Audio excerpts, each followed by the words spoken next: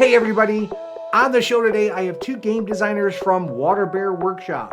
They have a game out right now called the Mire, which they've self-funded. So if you're interested in trying to self-fund a game or self-publish a game, stick around because they have a lot of great tips. On top of that, they have two new games coming out. We talk a little bit about those, and within their Denver community, they're building a gaming community revolving around playtesting games, playing games, all the various accessories you can get for your games. If you want to win a copy of the Mire for yourself, I'll tell you how. Also, this hack. My niece made them for me. They're amazing. If you would like a hack, comment down below and I'll send you one. I can't wait for you to meet Shadoe and Sydney. That interview starts now. Shadoe, Sydney, how are you?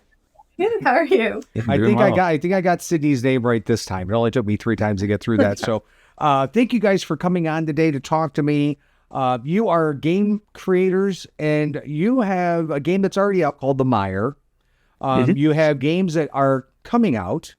You are going to GAMA this year. These are all very exciting things. But one of the things that I was interested in is you guys are self-published. So for our audience who don't understand what that means, why don't you explain what self-publishing is and what challenges that brought to the table? So self-publishing is we funded our first game ourselves. Mm-hmm. We started out designing and pitching to a lot of different companies, and obviously they all have their own timelines, their own things that they're trying to do. Mm-hmm. Our game just didn't quite fit in with what they were looking to publish. Mm-hmm. And then realistically, that first one we were pitching, we couldn't have self-published either, but we did come up with a game that ended up being a lot more component light and a lot simpler. And that kind of just put us into the conversation of, well, why don't we look into how much it would actually cost us to just produce this ourselves? And we found out that it was something that we could manage. Mm-hmm. And it was also nice because it worked a little bit as just learning the ropes of how do we, reaching out to a manufacturer and establishing that contact, reaching out to a distributor and figuring out that whole process, the marketing, the conventions, everything involved in that. Yeah. And we were able to put the money down and go through what turned out to be a longer process than we had initially bargained for. But that's kind of everything. And I think too, like Shadoe mentioned, we had initially been pitching the Mire, which is the game that we self-published.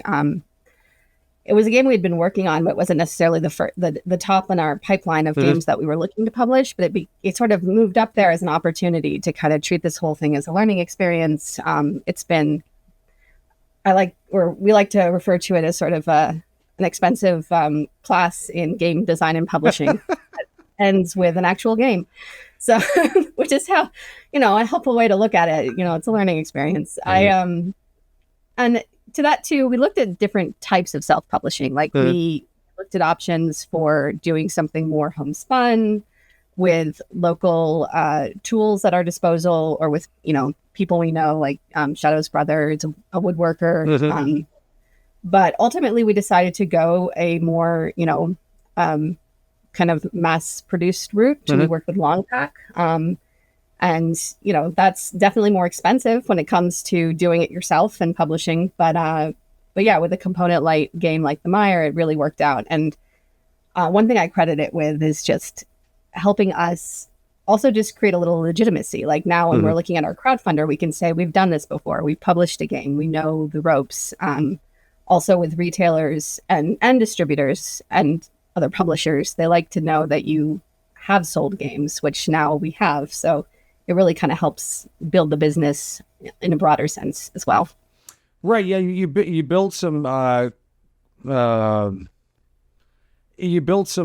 credibility, right? Because you've already done it. You can do it. The game's out there. It's being bought. It's being played. Those are all really important things to be able to do, to be able to push into the business, because there's a lot of competition out there. Mm-hmm. Yeah. So absolutely. From the standpoint of how long did it take you to go through all the entire self-publishing route? I mean, obviously you were navigating things you weren't familiar with. So I'm sure if you had to do it again, it might be a faster process. Yeah. A lot of it was, the back and forth with the manufacturer. So the game itself actually came together pretty quickly. I think we initially designed it last July, and then we started speaking with Longpack about it in September, I believe. So the game itself came together pretty quickly. It's a pretty elegant little game. So, we play tested a ton and probably went through like 40 different iterations, but it still came together quickly, like compared to others. And so between September and I think we actually finally hit, go on printing in February, which there was, Chinese New Year in there, slowed a few things down. Sure. But we got the game in April, I believe. We started pre-sales a little bit in March, but we got the physical product in April. So there was just a lot of back and forth on the art, a little small changes that needed to be made. And yeah, so we've been told that was a very quick timeline. I mean, it is a smaller game. I imagine larger games would take longer.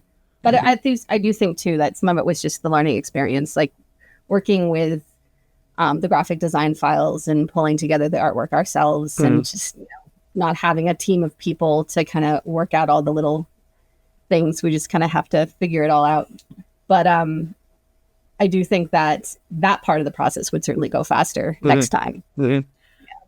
Well, and I think it already is. We're working on our next self-funded project right now, and we're able to now compile a lot of the files that we didn't know we needed last time, and we're going to be able to send those all at once to the manufacturer now. We're also doing a lot better at organizing a pre-marketing campaign. Yes. These are all great things. Those are all great things. So, I mean, now you're off to the races. So, and hopefully people listening to this now have an idea of what's kind of involved. I've talked to other creators. One of them created a game called Party Wanted, and he mentioned his box. When he went to GAMA, one of the potential vendors for his game was like, I can't sell your game. It's going to sit on a shelf and no one's going to know what it is, because the box it's a beautiful box, but the vendors had very specific requirements in which how to market your game so that way it would actually be picked up off the shelf. And then you've got that, and then you've got your barcode, your ISBN number, whatever it is. I mean, there's a whole bunch of stuff that goes into this that people don't think about. I think one thing I'll say is I'd credit Indie Pro. So we worked with Will over at Indie Pro, who really helped us on that side of things. He gave us, when we started working with him initially, if you're familiar with Indie Pro at all, or for anyone who's not, it's a sort of a smaller distributor in the Pacific Northwest, and he specifically looks for companies like ours that maybe don't have the clout yet to get in with larger distributors that say like, oh, you need to have sold, X thousand number of copies. Sure. And he really kind of helped us learn that part of it. He told us what we're going to need on the box, the importance of having designs on the side of the box. Like, he really, I credit him a lot with helping us get through this first one for sure. Yeah, he was very helpful. Those are, having resources like that at your disposal is something that folks who are looking to create games for the first time don't realize they need. So I love when I hear stories like that. I mean, there's a company called Launch Boom, which I interviewed at Gen Con, and they have similar, they do a lot more of the marketing side of things, but you have, folks over at Double Exposure who do a lot of the playtesting at Gen Con who will offer you advice. I mean, there's a lot of resources out there for folks who are looking to publish a game. Cool. Yeah. We are actually working with Launch Boom on our crowdfunder. Okay. And it's, the crowdfunder is still a ways off. So like it's a lengthy process, but there have definitely been some tips in there that have helped. I think learning how to use meta ads has been the big one, which, even after going through the process several times now, I'm still pretty sure I don't know how to use meta ads. Yeah. I've attempted to use Facebook advertisements before. For me, it has been exceedingly expensive, cost per click. And so I'm always amazed when you see these ad campaigns that are just running and they're all throughout your feed. I'm going, this is got to be costing people tens of thousands of dollars to do this iteration of ad. It's incredible. Yeah, it is. And a big part of it is testing a lot of different things on smaller batches, trying to see what performs better. But then even that, eventually your ad will have ad fatigue. And so you have to continually come up with new things. Oh, sure. Yeah. No, there's a lot. And then there's just the technical issues. We ran into some just straight up technical issues where Meta just started sending people to our company homepage instead of the landing page we created for the game. Shit, fun. And so, so little things like that affected. It's honestly been quite the adventure figuring it out. And I think that's one reason why we were originally planning to launch this fall. But we decided to push it a little bit because we're like, okay, we still want to learn these tools a bit. We felt like instead of feeling rushed and trying to nail down the ads right away, we wanted to take some more time to experiment with the platforms and the strategies. And so we just kind of hit a moment where we're feeling stressed and we're like, why are we forcing this when we could just do this in the spring and take our time? Yeah. I mean, there is that, you want to rush something and get something done, but obviously you want to do it properly because you can't really, there are no take backsies. Exactly. So, and I didn't even mention the name of your company. It's Waterbear Studios? Waterbear Workshop. Waterbear Workshop. If people want to find the Mire and any of your other games, where should they go? So waterbearworkshop.com is our website, and it includes an e-commerce store where right now the Mire is on sale, and we have information about, upcoming games. Okay. But we also sell through Indie Pro. Some other distributors have picked us up. I can't remember the name of the one in Canada. Board Game Bliss. Bliss. So there have been some local and digital distributors who have picked us, or I should say retailers that have picked us up. But waterbearworkshop.com. Perfect. So let's talk about the Mire, which, as you have said, it's an elegant game. Tell me more about it. So it's a abstract strategy game for 2 players. It consists of just 36 tiles and 2 meeples and 2 little cubes. So the 36 tiles have 3 different icons on them: a frog, a Luna moth, and a mushroom. And then they each have 3 different backgrounds as well, different textures, slightly different colors, but we leaned into the texture for accessibility. And these icons and backgrounds are shuffled around. So there's, I believe, 4 of each type of combination. You just put them out there, and then in any order, it's randomized in that. In a grid. In a grid, 6x6 grid. And as you play, your moves are kind of dictated by what we call your held tile. You each end up pulling one to have in front of you. And so you have an icon and a background on it. Your moves are dictated by this. You're able to swap around tiles a little bit, shifting the board. Once again, dictated by your held tile. But you also get a chance to swap that out and change up your options. So as you move, the tiles flip over, they sink into the swamp, and then causing a timeline to occur. You're slowly losing options on where to move, and eventually somebody's going to not be able to move on their turn and sink into the mire. But you're able to open up your options or lock down your opponent's options as you play, and it's interesting because we always hear people who say they look at the game and it seems like it's going to be this really simple game and learning the rules is, but then as they play, they realize the different options and the different ways that they can change the board and it turns out that the strategy is much deeper than it actually appears. I love games like that. I think to that end, the playtime has varied. Like for people who are doing it casually, who are just like, making decisions, it can be as short as like 10 minutes. And then we've seen people take a good 7 or 8 minutes just to make a decision. So like it really, you get out of it what you bring to it. Right, exactly. And so that is available now. They can get it through your website and everything that we just discussed. I'll have links down below for everything. What are you working on now? So the one that we're self-funding, it's called Sinister. It is a social intrigue game themed after demon possession. The original like inspiration for this game was the idea of having a social intrigue game where the enemy that you're trying to find is not necessarily any one person, because it's constantly jumping around. So you're attempting to find this demon before he can escape this sort of, exorcism, like ritualistic thing that he's trapped in. And then you're trying to find him before he can escape, but he's trying to corrupt, or they are trying to corrupt this pentagram that they're trapped in order to get out. And as you incorrectly identify people as the demon, they become malevolent spirits, and their job now is to help the demon. So you're on a bit of a timeline. It gets easier and easier for the demon to win every round you go through.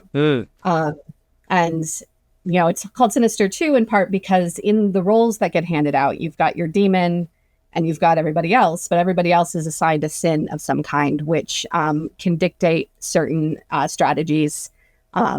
When they become a malevolent spirit, their sin becomes locked in, and they're just that sin manifest and helping the demon out.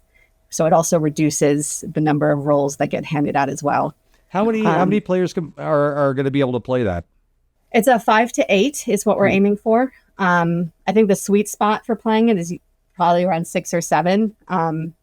But 5 to 8 is what we're aiming for. We're at the stage now where we've got the art, the illustrations finished from our artist, and we're working on sort of the graphic design portion of the cards in the box and what have you. And we're moving into blind play testing with our rule book. So we're in the end game for design, and then hoping that we can get everything over to our manufacturers come like October or November. Yeah. Something like that. Yeah. It sounds like a really fun party game to me. Yeah. Yeah, we're excited about it. We have some interesting ideas about marketing that I'm excited about. Well, in the space of games, there are your kind of traditional party games that people play, but I feel like that space is not as well taken care of. I don't think there are enough quality party games. So I love that you're developing one. That's fantastic. Yeah, this one we've definitely looked at. It's a little on the complicated side for social intrigue. It's not too complicated. It's easy to learn. Sometimes when we explain it, trying to just explain the entire part of it, we see people's eyes glass over. But but as soon as they start playing it, they pick it up really quick. And yeah, the fun part is there's just a lot of strategy in trying to decide, okay, I'm possessed at this moment. Do I push through and try to win as the demon? Or do I wait because next round I might not be the demon? So there's a little bit of risk factoring. Push your luck. Yeah. And there's, so I mean, it's not a super complicated game. It's just, this isn't Secret Hitler. This is, I would say, as social intrigue or as games go that have betrayers, I'd put it weight-wise similar to like Salem, maybe. Yeah. And that it has like more like actual like turn gameplay components and stuff in addition to trying to find out who the betrayer is. Sure. You guys are also going to GAMA. You're going to have a booth there this year, but you're going to be speaking. What are you going to be speaking about? So we're going to be speaking about events mostly. That's been a big cornerstone of our company, has been community building and doing a lot of local events and building a gaming community or strengthening the gaming community, I should say, here in Denver. And, I credit that a lot with the success of the Mire as well. It's a game that we would not have been able to make without the support of people who come to our events, who talk about us, locally. Yeah, we've been able to create a nice community. We do, I think, like 4 regular events a month, 3 to 4 regular events per month, a lot of which we involve playtesting, but we also know people don't always want to playtest the same games over and over again. So we have open gameplay wrapped into that. We have a couple games we're trying to focus on playtesting, and then people can play whatever games we bring or they bring. The nice thing is it's somewhat collected a lot of other local designers. Like we make it open. Anybody can bring their game to be play tested. We've had a lot of people who have come to them and then come back later with a game that they designed that they, just say, yeah, we loved the energy around here and we wanted to see what it was like to have our own game tested. Yeah. And it's really been fulfilling for sure on that front. Yeah, it's been rewarding to hear that. And, so we have, 3, for a little bit, 4 different free play test events, but we also host a sort of a First Monday tournament at a local brewery where, we feature some crowd favorites like Dice Throne, but our last one was actually one of those local designers that we've been working with, Studio Spicy.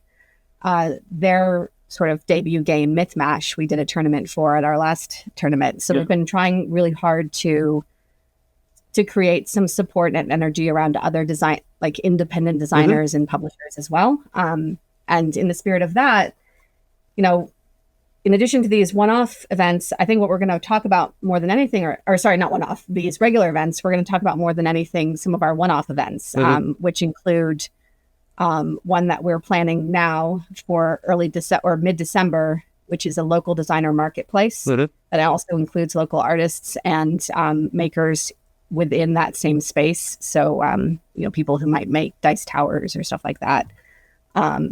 And just give them a bit of a platform, invite local retailers to come and see what's kind of Denver homegrown and what have you.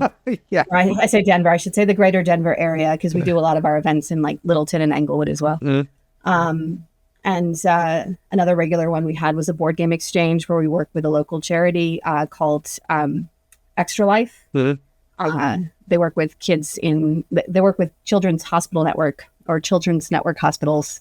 Yeah. And they, it's a very kind of gaming themed children's hospital nonprofit. So we had people come and bring board games and get new board games, and then leftover board games we'd, find homes for and donate, raise money. And we're planning to do another one of those next year. So we've really been leaning into trying to, as a brand, just reinforce our local community, support local businesses, local designers, and just try to create more of that analog kind of connection.